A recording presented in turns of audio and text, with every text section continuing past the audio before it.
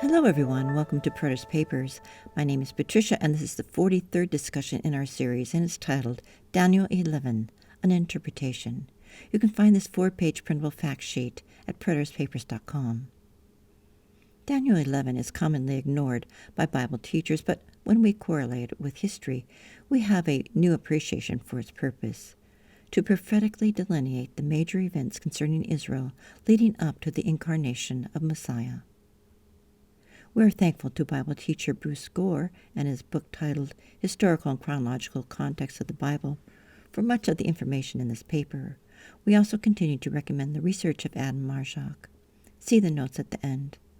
Please regard this material as suggestive and, as always, do not believe us or anyone else, but prove to see if these things are so. Chapter 11 begins with the Persian Empire, where Daniel predicted 3 more Persian kings before the rich and powerful 4th Persian king would take the throne. That ruler was likely Xerxes and was presumably the king referenced in the book of Esther.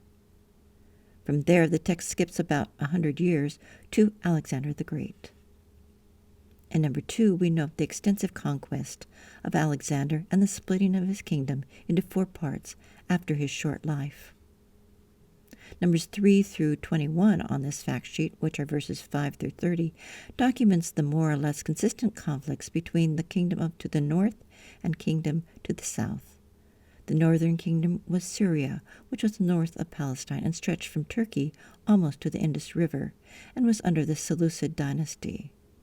The southern kingdom, which was south of Palestine, was Egypt under the Ptolemaic dynasty. We put a key on this heading for quick reference, as it can be difficult to hold these elements in mind. Both the north and south kingdoms were ruled by Greeks. Being positioned between these 2 warring kingdoms meant the Jewish people were impacted by both and likely tributaries of either Egypt or Syria at any one time.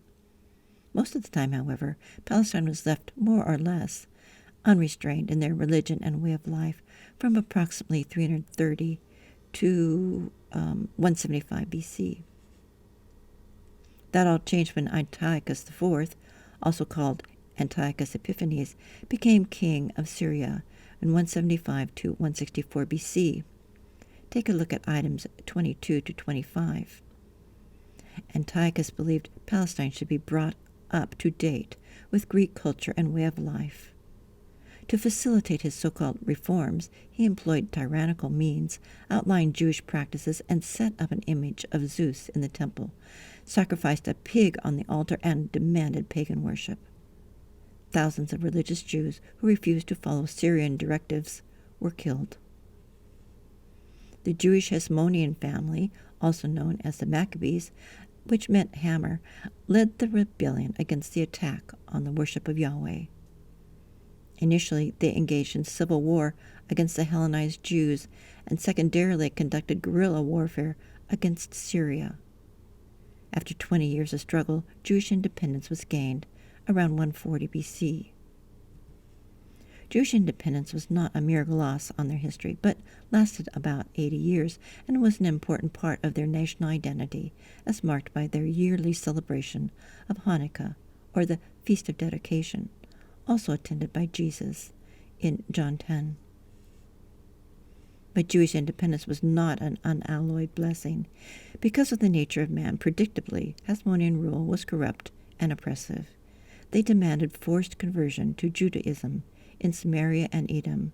They violated Jewish law in combining the office of priest and ruler. Due to their increasingly Hellenistic orientation, they came to persecute religious conservatives, killing thousands of devoted Jews. As a consequence, Roman occupation in 63 BC was a welcome relief to many suffering and oppressed people. Let's look at 28 to 34, titled Iron Mixed with Clay. With Roman occupation of Palestine came the client king, Herod, king of the Jews, whose erratic temper and behavior are well known from the Bible. Secular biographies convey the same profile. He was a material-minded despot, preoccupied with his own preservation and aggrandizement, not the welfare of the nation or even his own family. We need to always keep in mind that Tanakh, or Old Testament, is about salvation history and is cast in relation to the Jewish people, not the world stage. As we have seen, the king of the north was the reference to the ruler north of Palestine, and the king of the south was reference to a ruler south of Palestine. When we see a character called the king, number 28, it refers to the Jewish people's king. The king is the same designation for Herod used in the New Testament, Matthew 2:9. The purpose of prophecy is to reveal the nature of God, his omniscience, his active presence and work in human history, and to give irrefutable evidence of the supernatural nature of the Bible. We dishonor God and his word when we ignore prophetic fulfillment. Thank you for listening. Please join us in another video. Shalom.